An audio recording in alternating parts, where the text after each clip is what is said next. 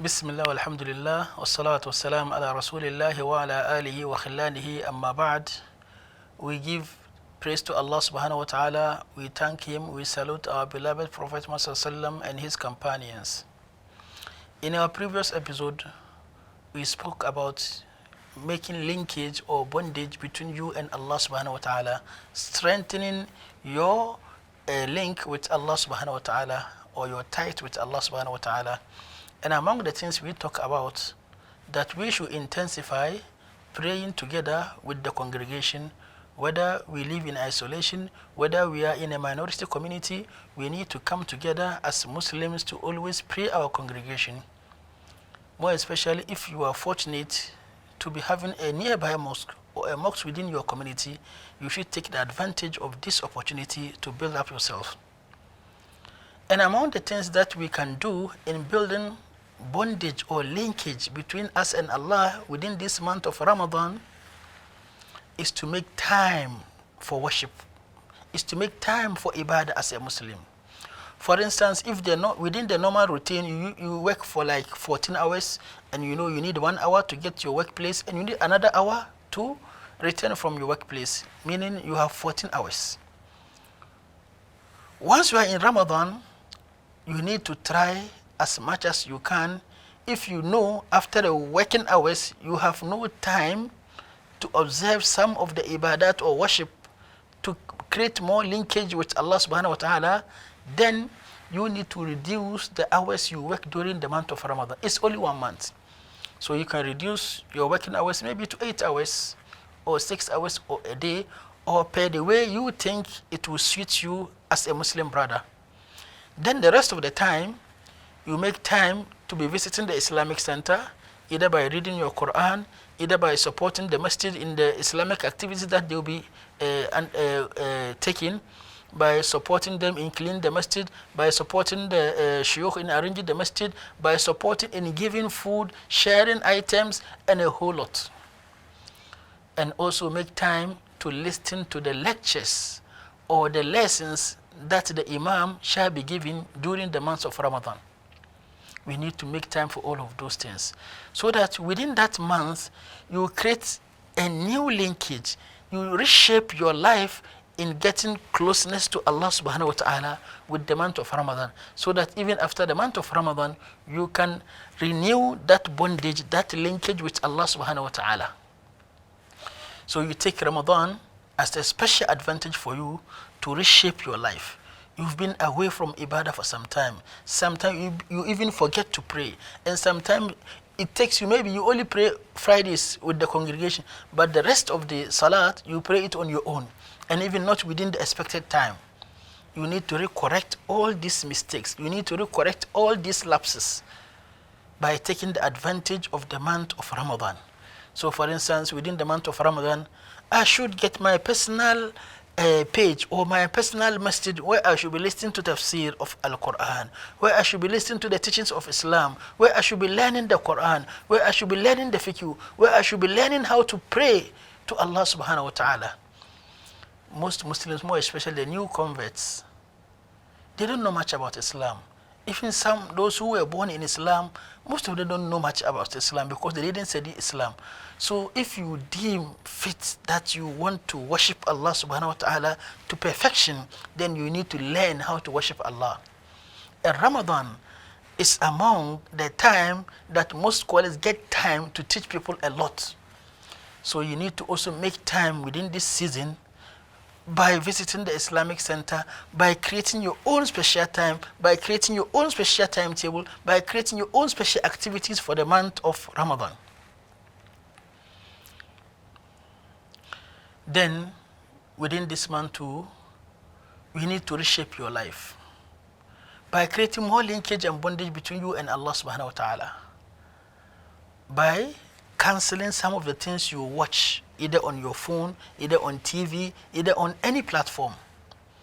A whole lot of naked flames passes in front of us on our phones, on social media. We need to try our best to put a stop to those things. A Muslim will be watching musicals full of naked women and girls on that page, and is comfortable watching their nakedness. Some even go to the extent of watching porn films or porn videos, which we need to take the month of Ramadan, because all these things may nullify your fasting. So once you abstain from them, you need to train yourself, you need to guide yourself, so that the addiction that is in you, you will use the Ramadan as an opportunity to fight that addiction. Sometimes we fast, and the person is claiming he's fasting, and you'll be watching TV from morning to evening during the hours of Ramadan. And whatever comes, he will watch them. Being it halal or haram, he is there to watch. So we need to know what we are watching within the month of Ramadan. We need to know, if even we turn our TVs on, what should work on our TVs. It should be something that we'll be rewarded for. It should be something that we know for sure we will get we shall be rewarded for watching them. It shouldn't be things that we may be thinking, hey, will I be getting some sins? Am I defaulting? Am I doing good or bad? Once you contemplate, once you doubt, better stop it. Because Rasulullah said, Inna al-halala bayyin wal-harama bayyin. The halal, what is good, is very clear and transparent to anybody can know this is good. The same thing also is the bad. Then he said, between them, there are some things which is doubtful and confusing. So whoever lives or abstains from those doubtful things, from those confusing things, indeed has kept his religion or faith. But if you keep on, some scholars are saying, some are saying it's good, some are saying it's nothing, you end up falling into the trap of haram. So you use Ramadan as an advantage to reshape your life, getting closer to Allah subhanahu wa ta'ala by making time, by praying congregational prayers, by vanishing out of any haram videos or anything. You need to block all those tubes on your phones. You need to make sure that there are some pages, once you know when you go there, more especially on TikTok and other stuff, you will not see, or you only see only few halal. So you need to concentrate on much halal than concentrate on things that will bring you haram. We need to work on all these things as we are observing the month of Ramadan. We need to avoid excessive watching of TV, excessive watching of entertainment. We need to create more rooms for worship to Allah subhanahu wa ta'ala instead of engaging our time in entertainment. Some of us will be watching football. Have you ever asked yourself, will I be rewarded for watching this football? If you are not sure you will not be rewarded, and you know you will not be rewarded for watching football, it's better you start cutting those things gradually from your life. Allah subhanahu wa ta'ala said, وَمَا خَلَقْتُ الْجِنَّ وَالْإِنسَ إِلَّا لِيَعْبُدُونَ. I did not create the jinnis and mankind, Bani Adam, except for them to worship me.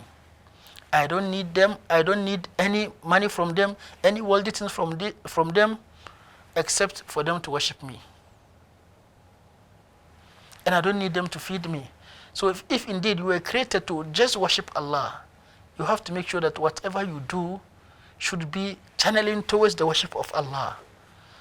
So it's time we start monitoring ourselves. We start advising ourselves. We start telling ourselves the truth in order to know what is expected from us and what we should do to gain the blessing of Allah or to please Allah subhanahu wa ta'ala.